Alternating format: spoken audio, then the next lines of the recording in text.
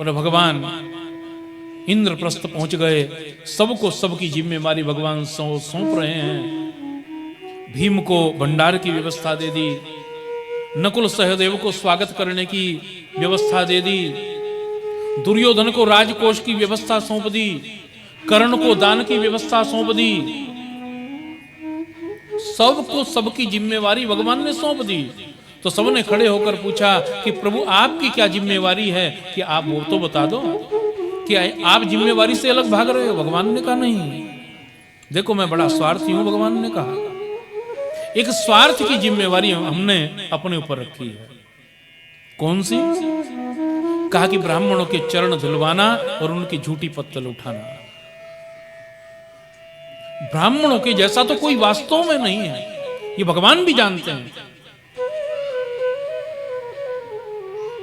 जिसने ब्राह्मण को समझ लिया उसका जीवन धन्य हो गया। ब्राह्मण के जैसा दयालु कोई नहीं, ब्राह्मण के जैसा अनगिंचन कोई नहीं, ब्राह्मण के जैसा धनवान भी कोई नहीं। ब्राह्मण इतना दया रखता है कि उसके पास कुछ ना हो और उसके द्वार पर यदि कोई मांगने वाला आ जाए तो ब्राह्मण अपने तन का वस्त्र भी उसको दान कर देता है। इतना दयालु ब्राह्मण होता है।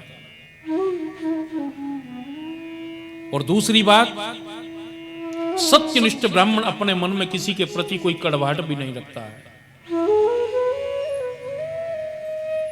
और उसकी कोई कितनी भी उपेक्षा कर ले, उसको कोई कितना भी कुछ कह ले और कहने के बाद यदि वो उससे क्षमा मांग ले तो ब्राह्मण इतना दयालु है, उसको एक क्षण में क्षमा भी कर देता है। इतना दयालु होता है ब्राह्मण। तो ऐसे ब्राह्मणों के भगवान कहते हैं मैं चरण धोऊंगा और उनकी झूठी पत्तलें उठाऊंगा। भगवान ने जब ये कहा तो सबके नेत्र में जल भर आया। वाह प्रभु, ये त्रिलोकी का राजा जो तीनों लोकों में राज करने वाला है, जिसके हाथ पर पूरा ब्रह्मांड ऐसे रखा हुआ है जैसे आंवला रखा हो,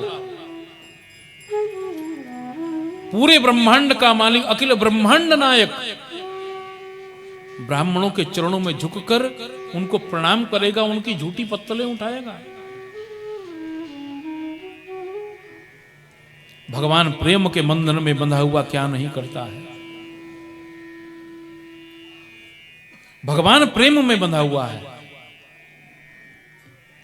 और प्रेम में बंधकर भगवान ने राजसु यज्ञ में झूठी पत्तलें उठाई।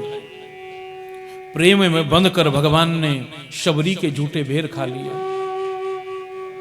प्रेम के बंधन में बंधे हुए परमात्मा ने अर्जुन के रथ का सारथी बन गए। भगवान प्रेम के बंधन में बंधकर भगवान नाई बन गए। प्रेम के बंधन में बंधकर भगवान कर्माबाई के घर में पहुंच गए। प्रेम के बंधन में बंधे हुए भगवान ने नरसी का भात भर दिया। कौन हो सकता है ऐसा दयालु? और जिसकी कृपा, जिसकी दयालुता कारण से नहीं है, अकारण है। भगवान जो कृपा करते हैं ना, वो अकारण करते हैं। ऐसा नहीं कि हम उसको कुछ दें तब कृपा करें। भगवान की कृपा कैसे होती है? अकारण। दुर्योधन के 56 मेवाओं को भगवान ने त्याग कर और विदुर जी के घर जाकर शाक का भक्षण किया, प्रेम के कारण ही तो कितने कृपालु भगवान। आज का व्यक्ति वहां जाना पसंद करता है जहां उसको ज्यादा मिले, और भगवान प्रेम के कारण वहां जाते हैं जहां कुछ भी नहीं होता है। यही तो अंतर है जीव में और भगवान में।